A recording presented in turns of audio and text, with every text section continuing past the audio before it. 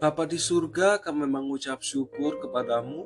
Engkau telah memberikan kesempatan kepada kami untuk tetap boleh bernafas sampai hari ini.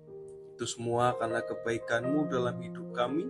Sebentar lagi kami akan merenungkan sebagian dari firman-Mu. Tolong Tuhan berkati perenungan hari ini, agar melalui firman-Mu, Roh-Mu dapat bekerja dalam hidup kami.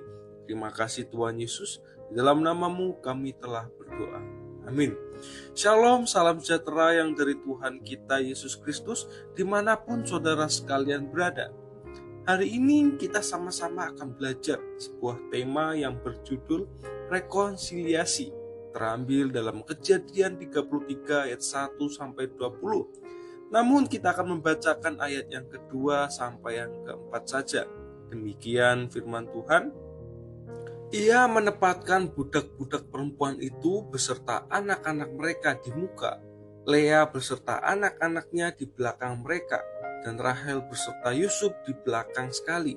Dan ia sendiri berjalan di depan mereka, dan ia sujud sampai ke tanah 7 kali, hingga ia sampai ke dekat kakaknya itu. Tetapi Esau berlari mendapatkan dia, didekapnya dia, dipeluk lehernya, dan diciumnya dia. Lalu bertangis-tangislah mereka. Saudara sekalian, kalau kita membaca pasal ini, membaca secara keseluruhan, kita akan terharu melihat dua saudara yang telah lama berpisah jauh dengan keadaan yang tidak menyenangkan. Yakub menipu Esau dan Esau hendak membunuh Yakub. Diakhiri dengan pertemuan yang sangat indah, sangat beautiful. Pertemuan tersebut sekaligus rekonsiliasi antara adik dan kakak yang mempunyai pengalaman yang buruk antara satu dengan yang lain.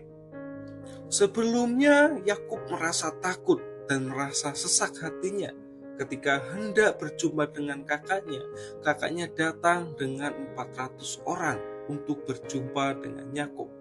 Hal itu membuatnya resah dan berencana membagi dua rombongan supaya bila-bila mengalami penyerangan, salah satu dari rombongan tersebut bisa selamat. Itulah rencana awal Yakub dalam kondisi yang takut dan sesak hati. Namun saudara sekalian, ketika Yakub telah berjumpa dengan Tuhan, bergumul dengan Tuhan, Yakub boleh dikuatkan.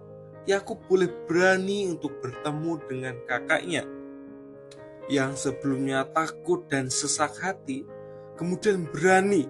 Bahkan ayat yang ketiga mengatakan, dan ia sendirian berjalan di depan mereka, yaitu rombongannya, dan ia sujud sampai ke tanah 7 kali, hingga ia sampai ke dekat kakaknya itu. Keberanian tersebut karena Yakub mengalami perjumpaan dengan Tuhan, sehingga Yakub dimampukan untuk berani menemui Esau. Dan pada akhirnya mereka berdua bertemu, dipeluknya, diciumnya, saling menangis, rindu satu sama lain. Ada pertemuan yang indah di sana. Nah, saudara sekalian, kisah ini mengajak kita untuk belajar dan meyakini bahwa meski kita mengalami pergumulan yang begitu berat, tetapi jika Allah menyertai kita, kita akan hidup berani untuk mengambil keputusan yang benar. Dengan penyertaan Tuhan, akhirnya semua pergumulan akan terselesaikan dengan baik dan penuh damai. Ketika kita diperhadapkan dengan masalah yang begitu besar, begitu berat, kita merasa tertekan, kita merasa takut ataupun rasa khawatir yang begitu mendalam. Walaupun kita menghadapi banyak pergumulan tersebut, Tuhan mampu membawa kita melewati dengan penuh keberanian. Tidak selalu masalah yang menimpa kita Tuhan hilangkan sekejap mata, tetapi yang jelas bahwa Tuhan memberikan kekuatan saat ujian hidup datang. Di dalam Tuhan selalu ada harapan dan kekuatan untuk mengatasi masalah-masalah hidup yang menimpa setiap kita. Saudara sekalian, jika Anda masih merasa takut untuk melakukan rekonsiliasi, masih mengalami ketakutan untuk berjumpa dengan orang yang telah menyakiti kita, masih tidak mau bertemu untuk menyelesaikan masalah dengan orang lain dengan alasan apapun itu, bawalah semua masalah itu kepada Tuhan. Biar Tuhan sendiri yang menjumpai Anda melalui firman-Nya, melalui pengalaman pribadi, ataupun perjumpaan-perjumpaan dengan Tuhan yang pernah Anda alami sebelumnya. Maka Tuhan akan memberikan kekuatan, Tuhan akan memberikan keberanian pada kita untuk mau dan mampu menyelesaikan masalah yang ada.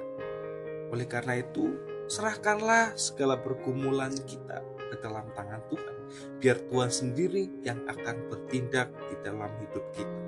Amin untuk firman Tuhan.